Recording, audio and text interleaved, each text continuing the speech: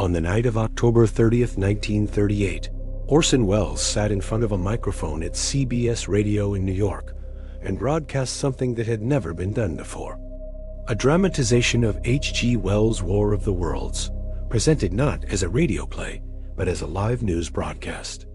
Breathless reporters at the scene. Official-sounding announcements. An astronomer at Princeton explaining what the cylinders landing in Grover's Mill, New Jersey, actually were. Some listeners tuned in late.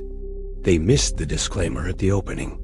They heard what sounded like real news. Parts of America panicked. Some people packed their cars and drove away from cities, even though the actual account was exaggerated by newspapers the next day. Families attempted to protect themselves from the gas the Martians were supposedly releasing. Phone lines to police departments across the country jammed. Hospitals reported patients arriving with anxiety attacks. The CBS switchboard was overwhelmed. Wells apologized. The newspapers spent weeks debating whether radio should be regulated.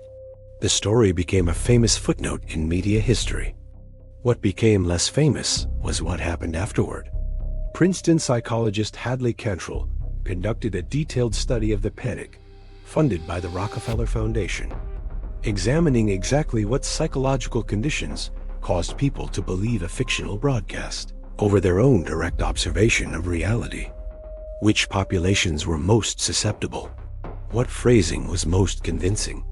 What conditions of fear and uncertainty made people most likely to accept false information, presented with official-sounding authority? The study was published. The findings were widely read by people working in media, government, and military psychological operations. The broadcast was an accident. The research it generated was not.